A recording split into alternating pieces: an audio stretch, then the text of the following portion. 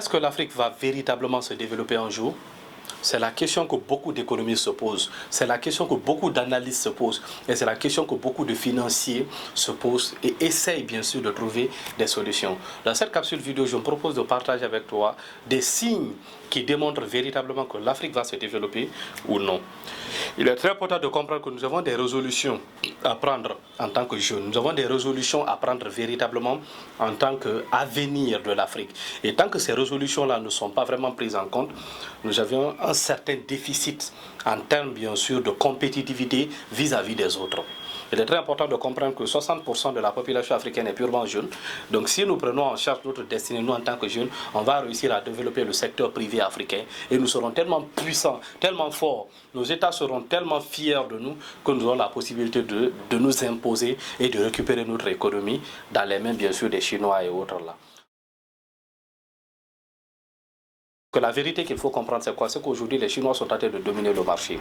C'est plus de 20% des terres arabes qu'ils ont acquis. Ils sont en train d'investir massivement dans les mines, le transport, la logistique. Et ils sont en train de prendre véritablement le secteur de l'immobilier. Les Américains sont déjà installés, les Français sont déjà installés et ça ne continue que de venir. De grosses subventions tout le temps, ils sont en train d'investir chez nous. Pourquoi pas nous autres? Pourquoi nous aussi nous ne pouvons pas le faire? Je pense que c'est un véritable problème et c'est une question, une thématique autour de laquelle nous devrons nous asseoir en tant que fils et filles de l'Afrique pour nous poser la question de savoir qu'est-ce qu'on doit faire à notre tour afin de pouvoir véritablement bâcler ceci. Pour rentrer donc dans l'analyse, la dernière fois, j'étais en train de faire une certaine recherche pour voir quel est le taux de développement, quelles sont les grandes réalisations qu'arrivent à faire aujourd'hui certains pays. Et j'ai remarqué que la Chine vient bien sûr de lancer 6 nouveaux satellites afin de conquérir l'espace. Je dis waouh, c'est explosif. Les Chinois 50 ans en arrière n'étaient presque rien, mais aujourd'hui sont à un niveau super explosif et sont capables de pouvoir lancer 6 nouveaux satellites afin de conquérir l'espace. D'accord. Ensuite, j'ai continué, j'ai vu que l'Indonésie désormais est à près de 30% de production que la moyenne. C'est-à-dire que même s'ils arrêtent de produire aujourd'hui, ils en ont près de 30% de leur production.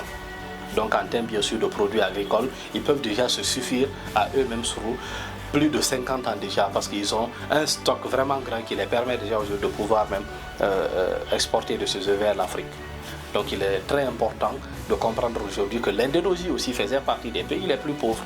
Et de l'autre côté, nous avons la Malaisie qui est en train de développer que les bâtiments high-tech côté architecture. Ils sont en train d'investir massivement dans le high-tech, en train de construire des maisons, en train de développer des politiques de construction de maisons sur une période de 10 jours, maxi 20 jours. Et là, on parle des immeubles et des gratte-ciel. C'est purement innovant et c'est purement explosif. Pas besoin de parler des Européens, pas besoin de parler des Américains parce qu'ils sont à un niveau super élevé et ça tout le monde le sait déjà. Ensuite, j'ai essayé de faire une petite rétrospective pour venir voir aussi en Afrique comment ça se passe, comment est-ce que les Africains aussi sont en train de devenir compétitifs sur le marché, qu'ils sont en train de développer, quels sont les grands exploits que l'Afrique est en train de faire. Est-ce que nos champions locaux sont en train véritablement de faire des prouesses? Et j'étais très désolé, la première actualité, lorsque j'ai tapé actualité Afrique, la première actualité qui est sortie, c'est quoi? La bagarre de Eunice et de Ténor. C'est ce qui est sorti comme première actualité. Parce que c'est tellement commenté, c'est tellement partagé par les Africains, jusqu'à ce que Google a mis ça comme première actualité. Et en deuxième position sont les actualités des jeunes qui forcent de rentrer en Occident en passant par la Méditerranée et qui meurent. Et en troisième position, ce sont les coups d'État un peu partout en Afrique. Les militaires qui sont au pouvoir un peu partout, qui sont en train de diriger et faire tout ce qu'ils veulent. Et ceci est en train d'engendrer des morts un peu par-ci par-là. Et de l'autre côté, des dictateurs qui refusent de quitter. En fait, ce sont des informations comme ça, alignées seulement que je ne faisais que lire. Ça m'a véritablement choqué. Je n'ai pas réussi véritablement à avoir des informations pour dire que voici tel jeune africain qui a réussi à développer ça, voici telle entreprise africaine qui a réussi à développer telle start-up, voici telle entreprise qui a réussi à faire ceci aujourd'hui. Je ne voyais pas ces trucs pareils là. Tout ce que je voyais simplement c'était, ils ont fait ceci, ils ont gâté ceci, ils ont gâté ceci.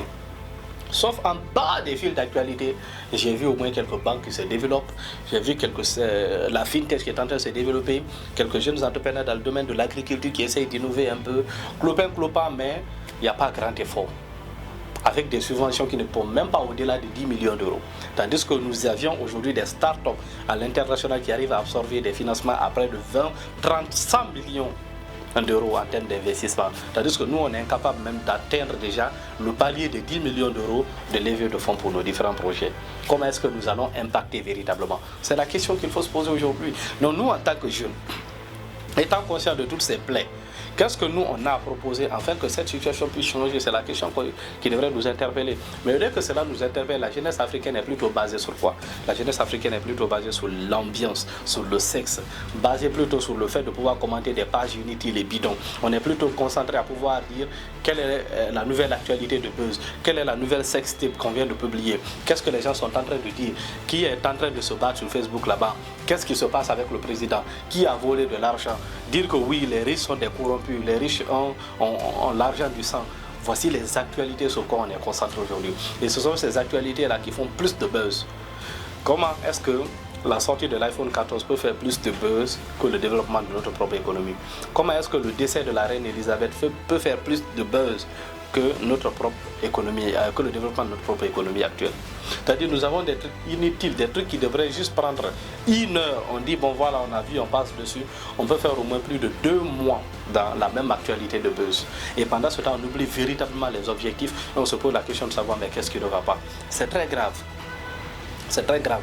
Il faut que cette vérité change véritablement. Et c'est nous en tant que jeunes qui devrons véritablement apporter une nouvelle solution par rapport à ça. Mais plus loin, il y a un espoir. Parce qu'après avoir bien sûr dit tout ça, qui peine et qui choque véritablement, il y a un espoir. Cet espoir, c'est quoi? C'est qu'il y a au moins 10% de la jeunesse africaine aujourd'hui qui est en train de se prendre en charge, qui est en train de prendre sa destinée en charge. 10% de la jeunesse africaine est en train de comprendre l'importance d'investir, de créer de la richesse. 10% de la jeunesse est en train de comprendre l'importance d'entreprendre. Et pour cela, nous avons des jeunes au Sénégal, en Côte d'Ivoire, au Cameroun, qui sont en train d'implémenter leur propre industrie, leurs propres entreprises, enfin bien sûr d'aider l'Afrique dans sa croissance et son développement économique. Et c'est à ces jeunes-là que je vais m'adresser aujourd'hui pour leur partager 3 valeurs qu'ils devront développer. Donc en première position, l'esprit de compétitivité. Développer l'esprit de compétitivité. L'esprit de compétitivité, c'est de croire en ses produits. Travailler sur ses produits pour qu'ils atteignent les standards internationaux. Ne travaillez pas pour votre famille, ne travaillez pas pour votre ville ou pour votre pays. Travaillez pour toute l'Afrique. Travaillez pour couvrir toute l'Afrique. C'est ça le plus important. Ayez l'esprit de compétitivité. Et en deuxième position, l'un des éléments les plus essentiels encore, mettez-vous ensemble, développez le communautarisme économique. Ne soyez pas seul lorsque vous êtes en train de travailler. Mettez-vous ensemble, développez le communautarisme économique, faites des levées de fonds ensemble, afin de pouvoir véritablement grandir. Et en troisième position, n'ayez pas peur d'aller vers les zones de prise de décision. J'ai fait une vidéo dessus ici où j'ai parlé des zones de prise de décision telles que les politiques, l'entrepreneuriat, les grandes institutions financières. Foncez, rentrez dans ces domaines-là, travaillez dans ces domaines-là, soyez des consultants pour ces domaines-là et pour cela vous devrez vous former véritablement. Donc vous avez besoin de compétences. Formez-vous véritablement afin d'être ce qu'il faut pour l'Afrique. Donc on est sûr à 100% pour terminer que l'Afrique va un jour se développer. Parce que toute révolution ne part pas avec la majorité mais avec la minorité. Ces 10% pourront faire quelque chose. Si tu fais partie de ces 10%, n'hésite pas de liker cette vidéo, de t'abonner, de partager et surtout d'activer la notification pour de prochaines vidéos. Merci.